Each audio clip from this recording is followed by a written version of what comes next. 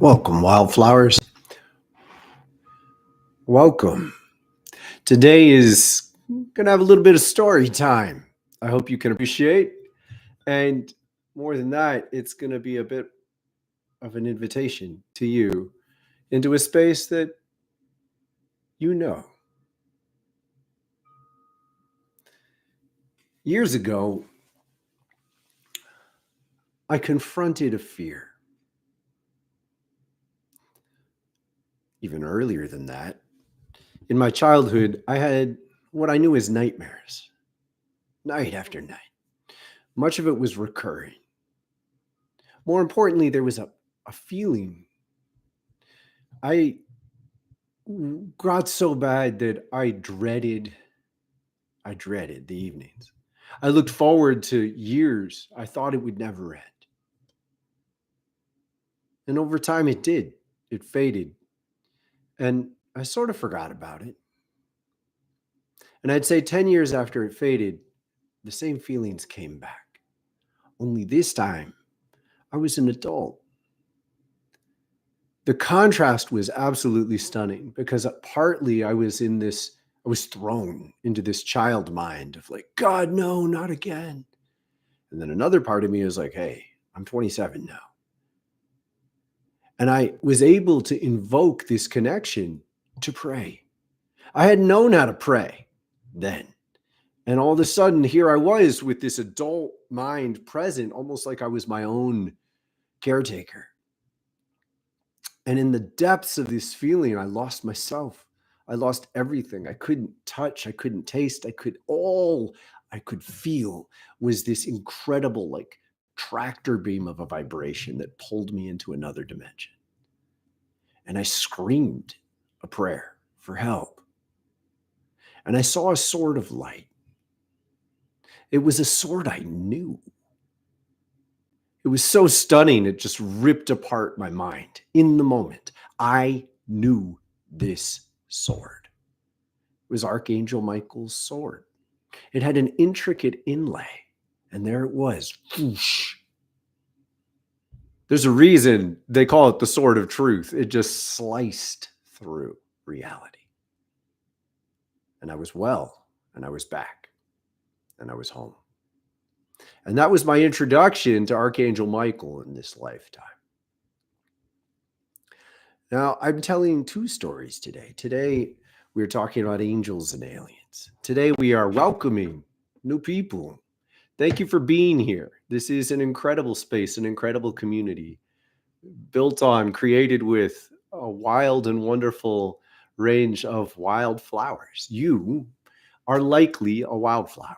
You're a wild flowing spirit of the earth. You are wild with the true nature of your soul. Wild means in tune with the earth. Wild means aligned in harmony in the natural grace of the rhythms of nature. The way humans are intended to be is terrifying when we don't exist this way. And yet you know yourself as one who has followed the natural rhythms, has known them, has known the call of being true to you for a very long time, or you wouldn't be here. To honor you is to say, I want the best for you, hands down. Sure, I have a dream here. We are sharing a dream that has grown greatly since others have gathered. And yet this dream, do you want to dance with us, is the agenda. We would never want you to lose what is truest about yourself, but we do want you to lose the lies. Welcome here. Sarah, it's good to have you. There are many Sarahs here in our wonderful community. Emiliano, thank you for being here. Thank you for whoever's sending these hearts flowing. I don't know how to make this work. The dirty work, you made me so happy. The dirty work was able to be present amidst the 9 gazillion grumpy comments that we got on this week's channeling. And I lost it. And it's like the comment section is so confusing now that I have a difficult time finding things once I've passed them.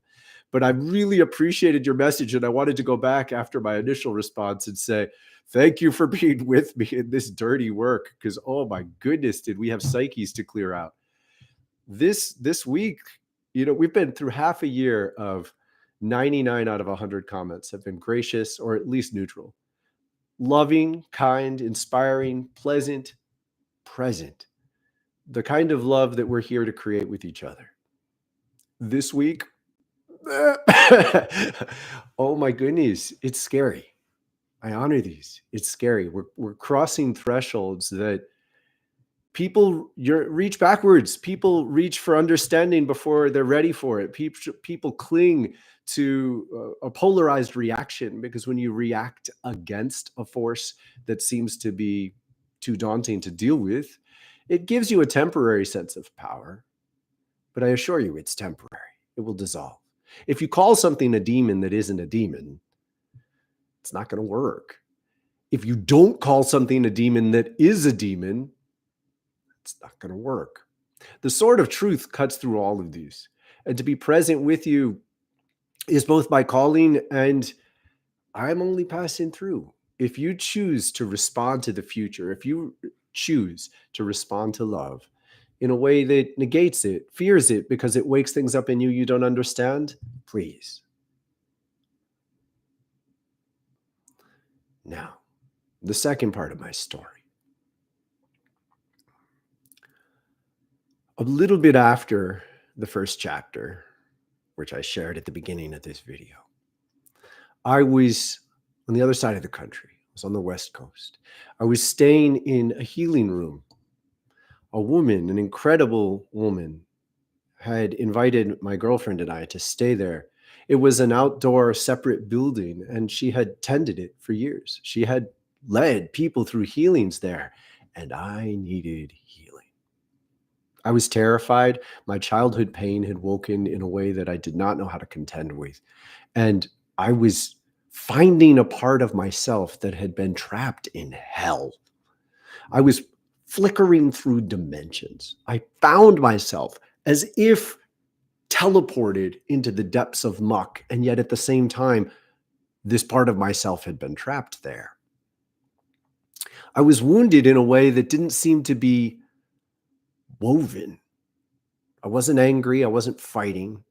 And I found I was able to teleport just by intending to, between dimensions. And I gradually shifted from spaces that seemed more terrifying to spaces that seemed less terrifying, until I found myself in a more creature-esque fairy tale world that was a little haunted. So these fairy creatures were treating each other poorly, but they were a lot less frightening than the others had been. And then I was out. I was out. All in a night, I climbed out of hellacious spaces, and I went outside and watched the sunrise and did sun salutations. And I had never understood the depth and impact of sun salutations until that moment. To greet the rising of the sun with an exquisite gratitude to be in this body, to know this body as one of the deepest gifts that can be given, to appreciate the dynamic leverage we get over our spiritual presence and reality by tending this, by honoring this, by appreciating the sacred gift that Kaiya gives us with incarnation. That night, perhaps a day later, I was drawn back again. And this time I remembered to pray. And the prayer itself seemed to keep me with my body. And then I was surrounded. I don't recall how long it lasted, but there were grays, aliens, all around me. They were hovering over each other, and they didn't speak. They were just staring at me. They consumed the room. It was like I'd come from a hellacious dimensional space beneath what I knew of as reality, and now I was getting met by these creatures from well beyond what I'd known of as reality. I was, in one moment, terrified, and yet they weren't doing anything but staring at me. And I gradually felt myself come back into coherence. And they simply faded, never having said a word. It took me years to come to terms with this experience. There had been no explanation. There had been no goodbye. And yet it was imprinted in my awareness. The ability to see them was more real than the way I saw the room. They were simply right there. And with a sort of flavor, a taste, a kind of almost metallic isn't quite right, but I don't know what else to reach for. Numb, bending reality in a way I didn't particularly like. I went from there into a new chapter, into a new book of my life. It was a before and after. Everything changed and nothing that had mattered anymore. There were many other dramatic experiences that were pivot points in a certain respect. And yet the ultimate salvation seemed to be in returning to my body and learning to pray. I found that I had this incredible capacity to go extraordinarily deep into multidimensional conscious experiences and then pull myself back with prayer. The key was to remember. Remembering to pray was all it seemed to take. I could get drawn into a reality-shattering experience where nothing around me in the material plane was present. And yet the thought of a prayer with the intention and vulnerability of help would draw me home. And I came to understand that the core reason that I was capable in this way is that I was practicing. I was turning to a practice daily. Now, I recognize that many of you may be here because, how shall I say, with respect, you were drawn to the spiritual extremes, the extremes of this reality in a way that I presume helps you come to terms with your own extremes. Please understand, if you receive it as a little bit boring, that I keep drawing you to the sense of practicing yoga and developing this as a core part of what you are, perhaps you aren't ready to be here at all. Because in order to be present with the extremes, you have to be present with the fact that this is an extreme to many beings in reality. Being born in a body is both extreme, daring, and a sacred gift. It is a divine path that many yearn for and long for and cannot choose, because they are so conscious of the dangers, of the perils, of the incredible depths, of the terrifying nature of being human, of being mortal. Now, some are given this right away. There's a reason during this time, this era, so many human beings are alive. This is a rare era in Earth's cycles. And make no mistake, the Earth keeps going through cycles when many are welcome and then they aren't. Those of us who stay through the in-betweens, or have at least done this once, have incarnated in many forms, many animals, many creatures, many human cultures, many styles of human culture. When you go through this arc, you become somewhat immune to the consciousness of many beings from other spaces. It means you are granted the capacity to dive fully into being conscious and communing with another race. It's beyond race, with alien presence, and return to yourself. This body is an incredible return. You think of wanting to go home, right? The purpose of this is to learn to make this home. If you can't learn to appreciate why that is such a gift, you fail to recognize the core intention of having been born here at all. And that's okay. Many, as I just introduced, many are incarnating once in human form. You want to kind of cheat. I mean, it's not cheating because she grants you this opportunity, but overall, it's not perceived with the deepest of respect from the greater arc of existence on Earth. Because if you don't go through the process of appreciating what it is to be an ant and a parakeet and a dolphin, you have a difficult time recognizing what's happening when you're actively in a human body. It's like you want you want the experience, but you don't want the experience, sort of. It's like, whoa, I don't know, even there's no parallel. There's no analogy that will help make sense of this other than you can be in a body operating it like remote control, like a puppet.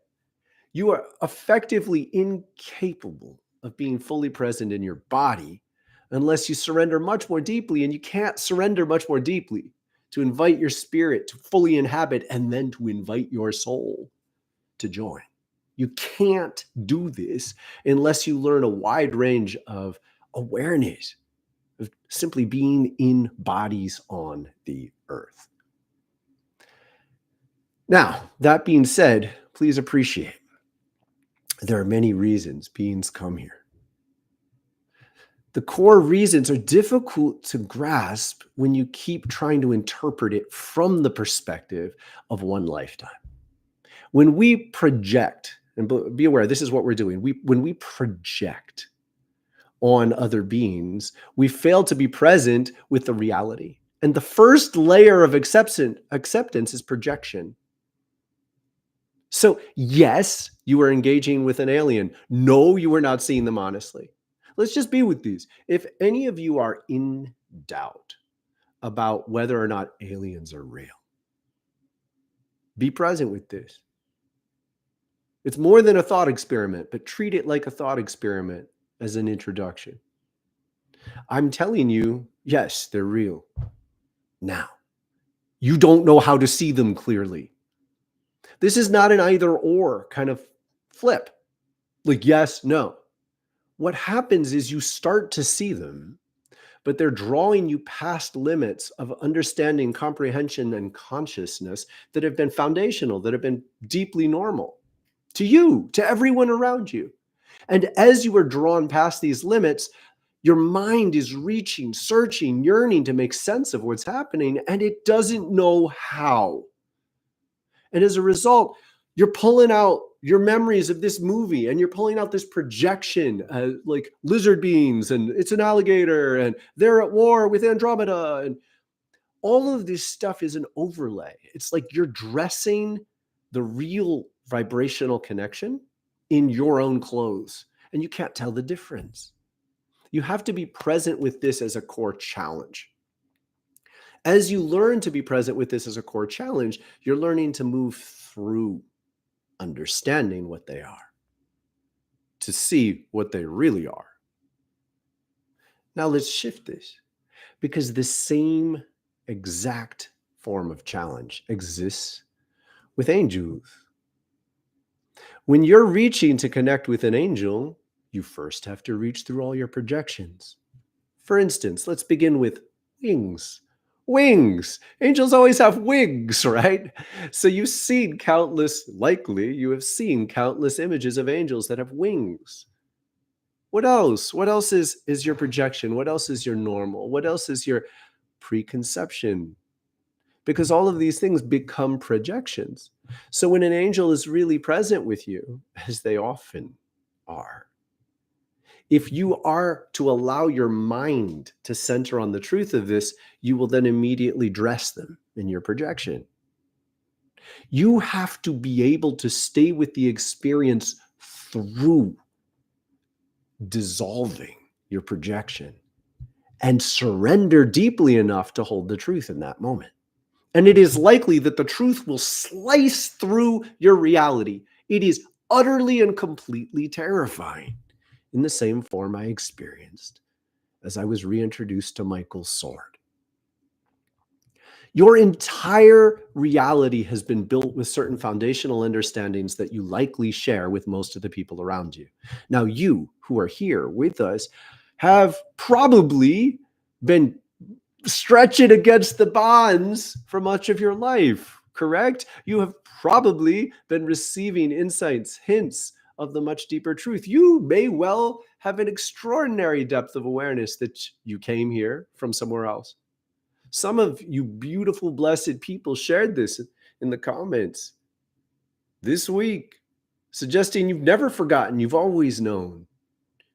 We are beautiful and rare together as those who have been able to retain a connection to truth amidst a world that lives in lies. To be together at all and to share this awareness, this trust, this recognition is sacred. Now let's do this in a way that moves through the projections. Because just as we must recreate a world, a culture, a global presence that honors the reality of angels, we have to be able to move through all of our projections, preconceptions, and maladaptive understandings in order to get there. And thus, I invite you to recognize that many of you may well go through an arc here. First, you see me and perhaps even feel the depth of our community and get very excited, very appreciative. Maybe you even feel the fire cutting through your reality, burning in your heart. Maybe you recognize the way in which this reshapes your mind. And then a variety of reactions that amount to backlash. You'll panic a little. You'll see something I do that you don't like, that you don't trust. You'll see something I say that you disagree with or that contradicts a core tenet that has been good for you. You see someone else here and you begin to say, oh, they are this or this or this, or something that frightens you. And this is the phase you must anticipate and learn to move through, because this is the time when you need to be willing to go deeper, perhaps, than you ever have. And I put this challenge to you because many of you who have arrived here come with your own exquisitely beautiful essence. And the sacred path that has brought you here has reached into your mind. You have a mental understanding of reality. And this is associated, really and truly, with an ego. Now, let's be clear. There's nothing wrong with ego. Ego's fine. The problem is when ego solidifies a belief system that negates the truth.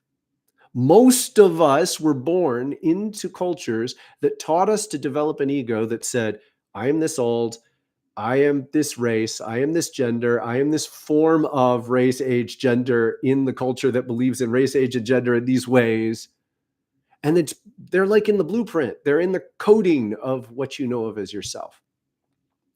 When such beliefs are entrenched, you can't see reality. So the ego needs to die. It's like death. It's terrifying. People go through it in a variety of ways. Some people, it's a soft landing. They just put it down. It's like changing clothes. Bless your living soul. I won't say I'm jealous, but bless your soul. I wish this for many more. And for others of us, it was shocking. Now, let me be clear. I tried to live without ego once my ego died, because I recognized that it was the dissolution and death of my ego that had opened me to recognize and trust and heal and embrace reality so deeply. But when I moved through and moved through and moved through, I met Thoth. And Thoth taught me something very simple. I need an ego. It's like an egg, but it's like an egg that's permeable. It's like a shell that is permeable, and I can learn to be the programming. I can learn to rewrite the boundaries and the way I open and close. You can have a much more dynamic ego than you did before. And you have to work at it. You have to build it. You have to practice. Because it's your practice that gets into the resonance, like building a rhythmic spiritual song that's communicating to the rest of reality who you are, what you want, what you need, what you don't need, what you want to move on, what you want to take in, what you want to say hello to, what you never want to talk to again, what you want to fight with, what you want to ignore, and on and on. If you don't participate consciously in generating these resonances, they exist anyway. If you identify as someone who doesn't have an ego anymore and keep destroying anything that smacks of ego, that's what you are. You're someone who generates and destroys and generates and destroys. But you can't help but generate something, because egoic energy exists on a particular plane of reality that is, it's like a filter, a shell a screen or a door or a wall. It depends on how you form it. I'm urging you, I'm inviting you to do it intentionally, to do so with community that can help you create yourself, recreate yourself, be reborn in a form that is much more joyful, in harmony, alive, a wild, flowing part of this earth. Now, one of my great teachers, Valu, who wrote the books The Ancient Secret of the Flower of Life, offered me incredible lessons. One of his first lessons is he was humble in sharing that the first time he connected with Thoth, he witnessed, he literally saw a sort of an Egyptian like version of Thoth dancing. And he described having to move through this preconception. This was his projection mixing with the truth to offer him something that was so vividly real. He knew it was there, and yet it was a caricature. Now, from then, he moved through the preconception to meet with Thoth in a more present form. But he had to do that. He had to see his preconception, his projected awareness, anticipation of who Thoth was. And then he had to stay with his trust and respect and awe to connect with something even deeper, allowing his ego, his old form of perception, awareness, reality to dissolve and die. This is something you must do with both angels and aliens, to know yourself. And to do it well, you got to be able to tell the difference. You've got to be able to tell the difference. Now, welcome, peoples. Thank you. Thank you for your likes. Thank you for your time. Thank you for your care. We are doing something amazing here. And first and foremost, I want you to know, to trust and respect that there is a fundamental shared experience that many of us have here that I'd like to help cultivate, bond, honor, deepen. How many people here have gone through some period of feeling like you're crazy? How many people here literally hear voices or something close to that on a regular basis? How many people here have lived in a society that has no place for this and repeatedly reinforces to you that you're sick in some way? How many people here have been on medications as a result of these forces and their misinterpretation, or the dear need to somehow get help because it is so confusing, because it is so painful and overwhelming? This is a fundamental shared experience that many have in this day and age. And one of the first convictions you need to remain with is that the core process that's happening when you awaken in this way is that something's trying to get through to you, through the solid kind of boundaries that have been given to us as a sort of programmed ego, handed to us, expected of us, witnessed in us, and implanted around us. To dissolve a lie of a shell, to dissolve the kind of strict, severe limitations around identity that we are usually handed in this day and age, is to go a bit insane.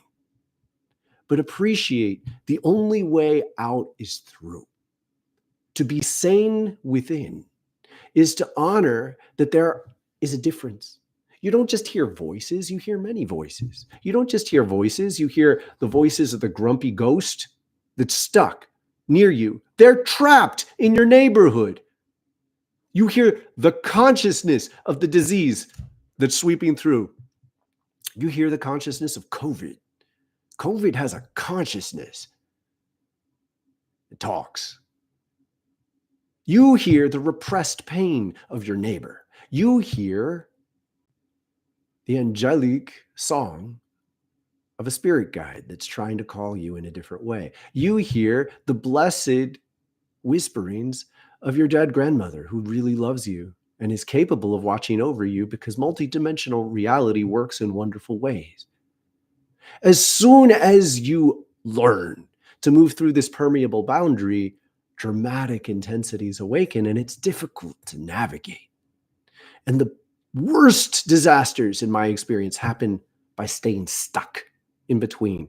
You partly believe it, you partly don't. You partly think you're crazy, but you're partly really hopeful. So you keep trying one way and then you go back to another way, and you keep yearning for more, and then you reject everybody and tell them to fuck off. And then you feel so strung out that you crash back into them and say, maybe I am crazy.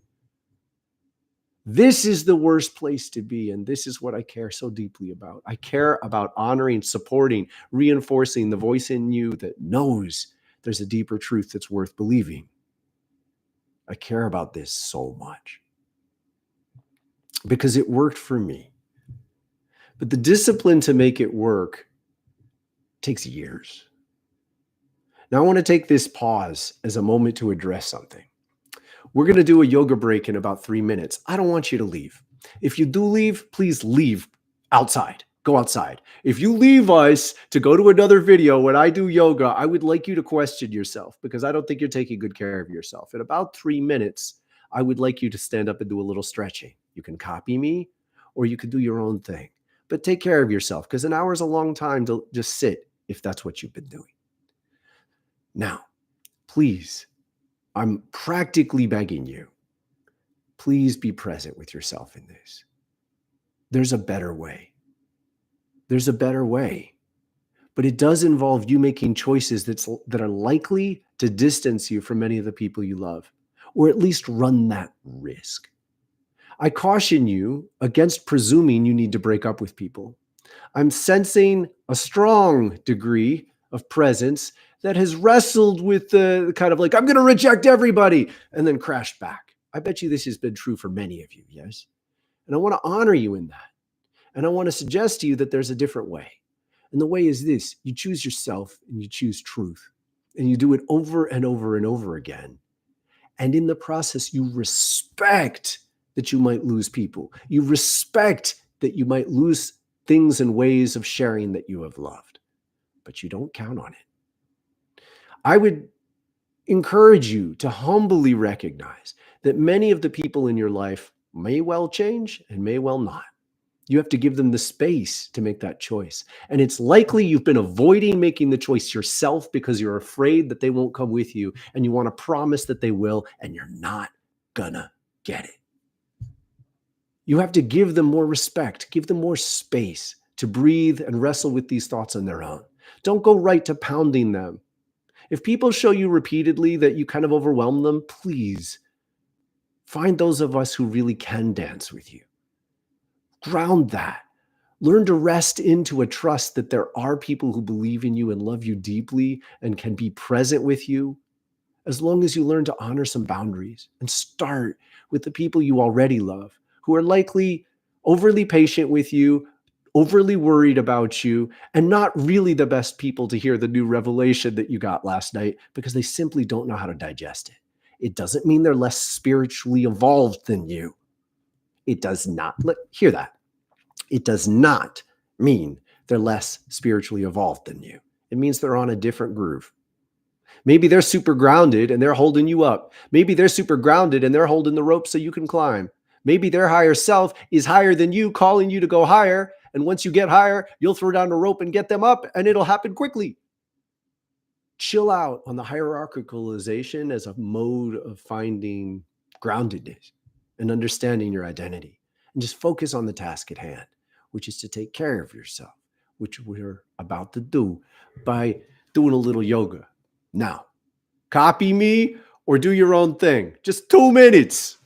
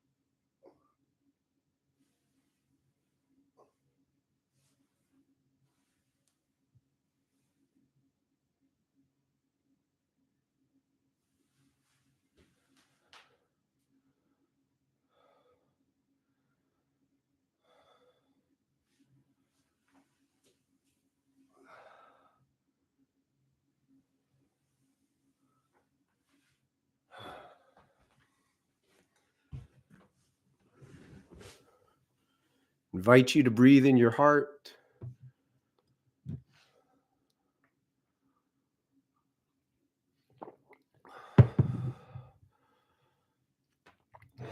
Woo! Where'd we go here? There we go.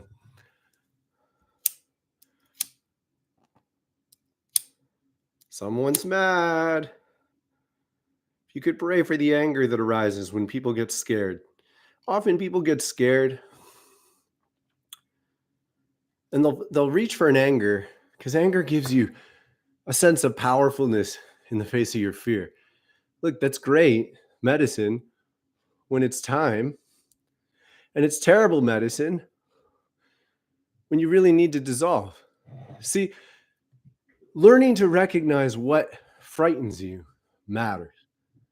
Fear is not a bad thing. The difference between fear and excitement, very small. If you haven't discovered this yet, I strongly encourage you to explore it. If you pray to get rid of something as fear, you're getting rid of your potential to be deeply excited. Be present with this, please. The root energy is just energy. It's energy that stirs to the surface during critical times of change and the interaction between different fields of reality. It's not intrinsically anything. It's not fear yet. Fear is part of your relationship to it, and it has a place. Fear is part of you learning to shift, to be cautious around things you don't understand yet. If you simply discard anything that smacks of fear to you, you will live a very limited existence. For your psyche will learn to not show you things that you aren't capable of dealing with because you don't know how to be careful enough near the edge. Excitement surges through your system and drives you to do things you really need to be able to do. I remember once I was driving in the desert after a strong rain. And it didn't rain much there. So it was very muddy, very muddy. And I started to realize I was in severe danger of driving off the side of the road again and again. And I started to recognize I had to go faster. I had to go faster because it was the momentum that would keep me moving through certain kinds of depths of stuckness. If I didn't go faster, the wheels were starting to spin. So I had to find just the right pace. Being cautious was not going slower. Going slower was more dangerous in that moment. You have to be able to adjust for the circumstances, and you can't do that if you try to program yourself in. So I invite you to recognize that you're at an edge that is likely further than you've been, or at least further than you've been often. I invite you to be willing to dissolve those parts of yourself that are essentially maladaptive. Now, warning, in about 10 minutes, we're going to do a little meditation together. Quick, deep. It is likely that you have come to terms with your reality in certain ways. You are rare, you are beautiful, you are wild. You have been this way for a long time. You remember stories from your childhood that were windows into another world. You remember sacred blessings that no one ever saw but you and the spirit of the angel or the white. What was that blessed you? You don't know, but you know it was real. You have moved through navigating a world in which these things are not widely accepted, and yet you have retained your connection and even deepened your connection to a beauty that's a gift that is for your heart, that is for your core, that is truly divine, even though many around you cannot even honor its existence. And you have retained a mental understanding of these things that you've carried until now. You've brought this mental understanding as a gift. And yet I invite you to recognize that we are communing here. We are together with many people, hundreds of people tuning into something together for a time, a gathering of sorts. Many of you may contradict each other. Many of you have understandings that clash a little. And your understandings have worked for you, but for some reason they clash with someone else's understandings. And I want to invite you to embrace the fact that what we share here is far more important than what we don't. And if you happen to bump into someone else, I urge you to consider that you're bumping into your own shadow, that other people have come to terms with their own energy by diminishing the value or the import of some aspects of themselves and accentuating the value of something else. And this may indeed work in a foil to you, which means you see what you fear in them and they see what they fear in you. I urge you to recognize this. I urge you to anticipate this potential and to intend to move through it. Because in the same way you will project on angels and you will project on aliens, you project on each other. And I urge you to be present in a way that allows the most sacred vibrancy you feel here with us, through me. My honor. Truly, it is my honor to bring you sacred blessings. It is a gift to me. A channeling is not something that is over. I go into the moments where I'm at my edge. I understand enough to begin, and I let go. And the channeling of these times is to surrender. I am surrendering to allow the best of me to become something beyond what it was before. But this changes me. This changes me deeply. Thus now, I'm using some of the same mechanisms of channeling when I do these live. Now, this is intentionally much more me. I don't hide my presence. When I am able to, however, I let go of some of what I knew was myself.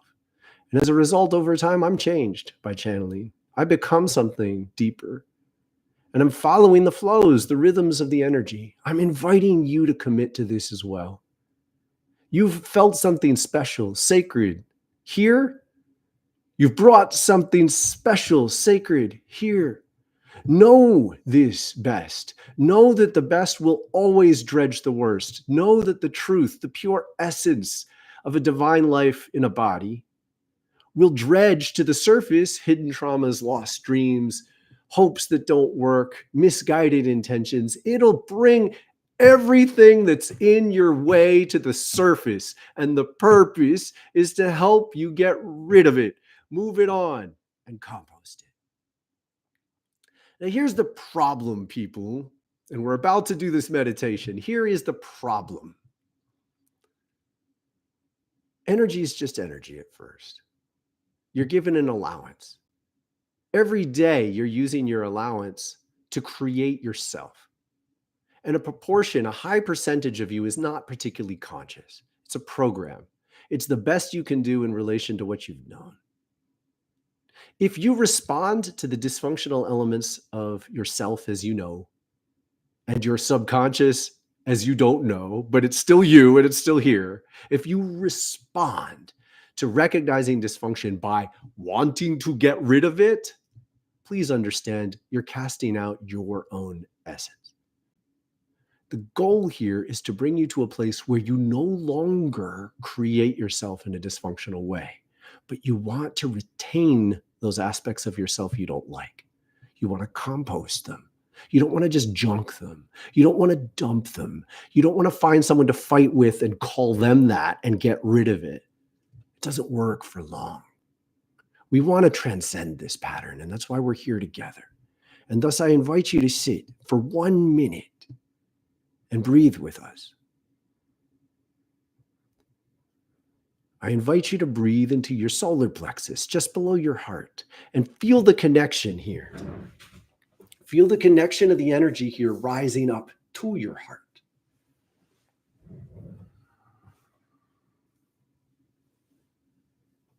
Now, I invite you to surrender the intentions you've had to the recognition you have of vibrancy here. Surrender them up into your heart and let your heart guide your intentions. So breathe into your heart and imagine it's a year from now and you are grateful to have shared this moment. You remember it. It's 1 minute, yet you remember surrendering your old intentions to breathe into your own heart and feel gratitude that you're ready. You are ready. You are ready to allow a deeper divine presence to guide you in your own heart.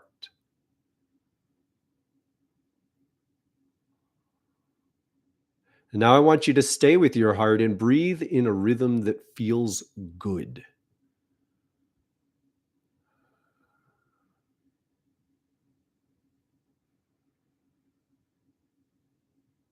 And keep doing that until it fades. We are being invited to go deeper into ourselves. We are being invited to awaken into our own bodies, this exact body, but finding out that this exact body is an incredible, exquisite presence.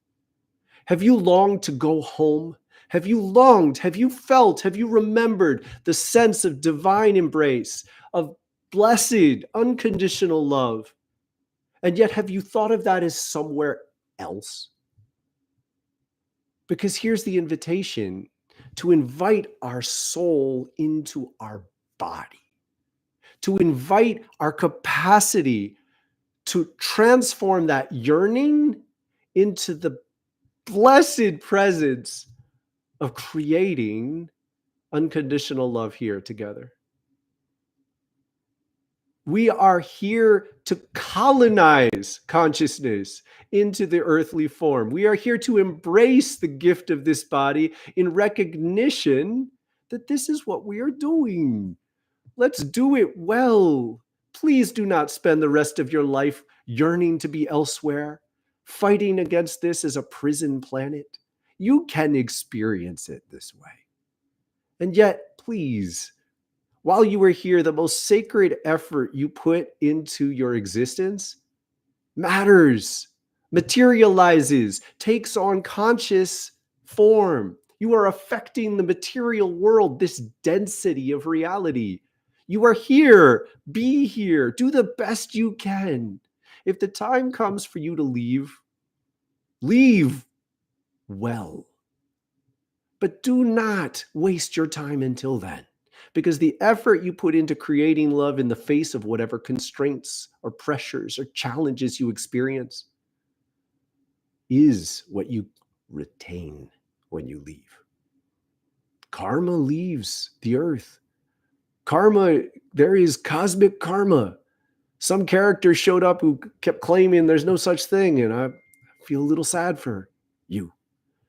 Karma is a patterning of presence that we bring from one star to another, from one planet to another, from one dance to another. While you were here, you were creating the energy of petulance if you simply resent what is here. You are creating the habitual pattern of responding to challenge with victimhood. And at the very least, it's boring. So dance with us. Be present with us in a way that creates something better. Because we're at the edge here, peoples. I'm going to give you a little bit more. One more piece. Thoth Temple is a sacred space. It's in relation to the city in the sky that is long described, an Atlantean presence. They've been guiding humanity all along throughout history. And they are here in a different way now because humanity has created the pathways with their help. We have access to this space, but it filters. So we are granted the ability to tune in more. And then we have to make these deeper choices to surrender those aspects of our intentions, of our preconceptions that don't fit. Now, vibrationally, this is no big deal. It's easy to do because vibrationally, you could create a filter that simply says, don't let that through. If you learn to relate to yourself vibrationally, you can learn to feel the dissonance. And thus you can learn to surrender intentions as we just practiced. We just practiced a very sacred tool, quite simple, but very sacred. By shifting to recognize the vibration of your intention and to be willing to make choices vibrationally, so much deeper influence. This is shifting, slipping through the cracks in time into a deeper space. Because if you have the courage to surrender without reviewing with your mind, you have the capacity to go much deeper. Now, yes, be cautious. But sometimes caution involves staying at the pace that's safer. Don't stop in the road. You need to learn how to feel which aspects of yourself are simply too dissonant to try to bring into the future, and to surrender them without thinking about it too much. I only have your best interests at heart. Those of you know how to feel your gut and your heart, I think you know these. I only have your best interests of heart, and when I am ever in doubt, as I often am, I pray. I pray for love to guide you. I pray for love to be present with you in a way that helps you guide yourself.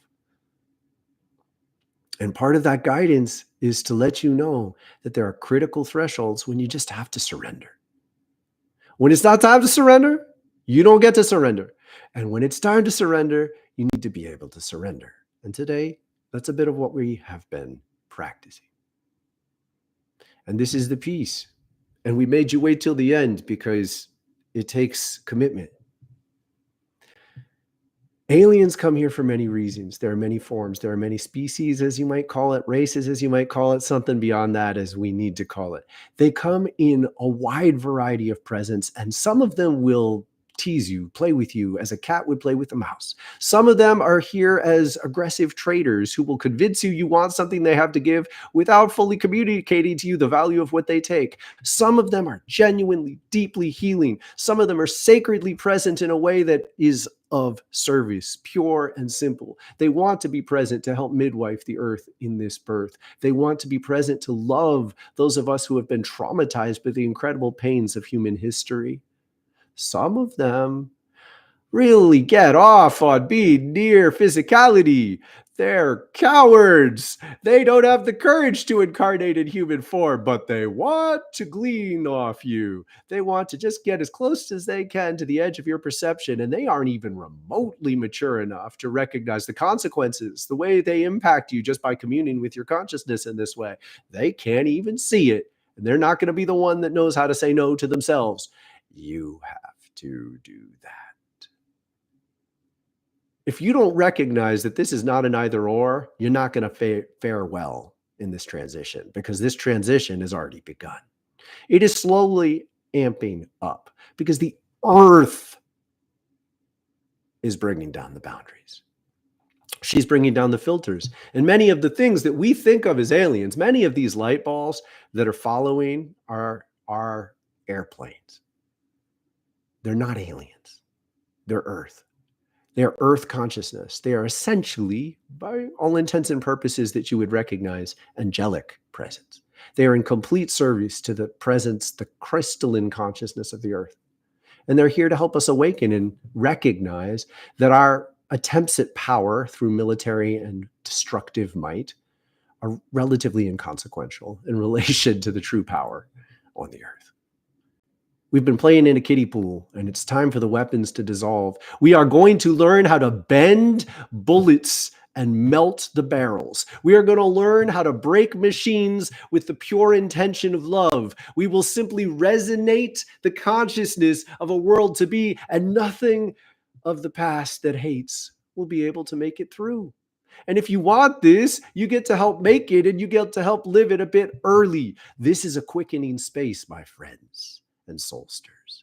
This is a quickening space. We are here to heighten your vibrancy. We are here to dare you to be yourself. We are here to be present with you in a way that helps you. Be yourself so fully, so truly that it actually works. We are here to scare you.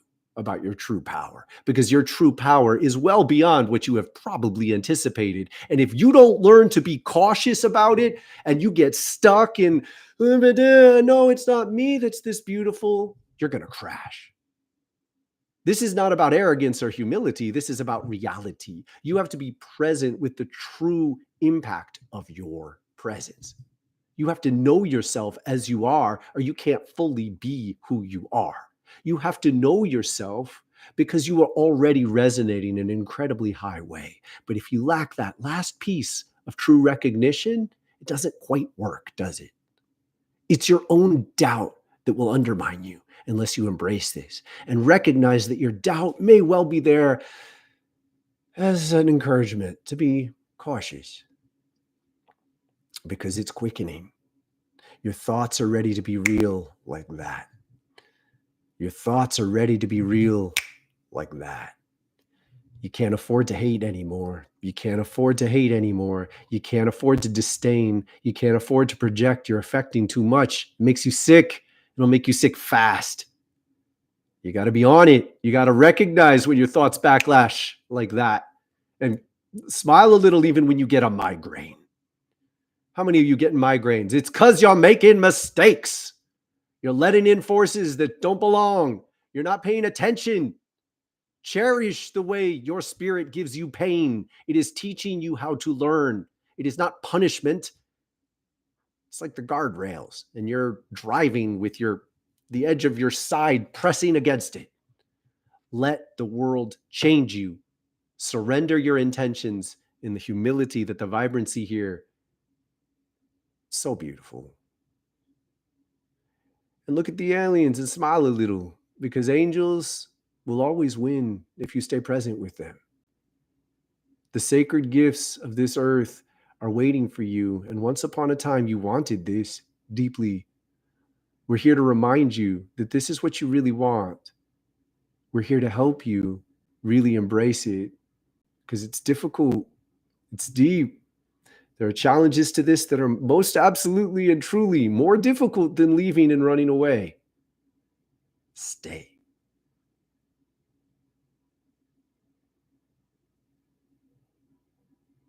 See you in the sanctuary, my dear blessed soulsters. Wildflowerfire.com, sanctuary tab. We're meeting live now.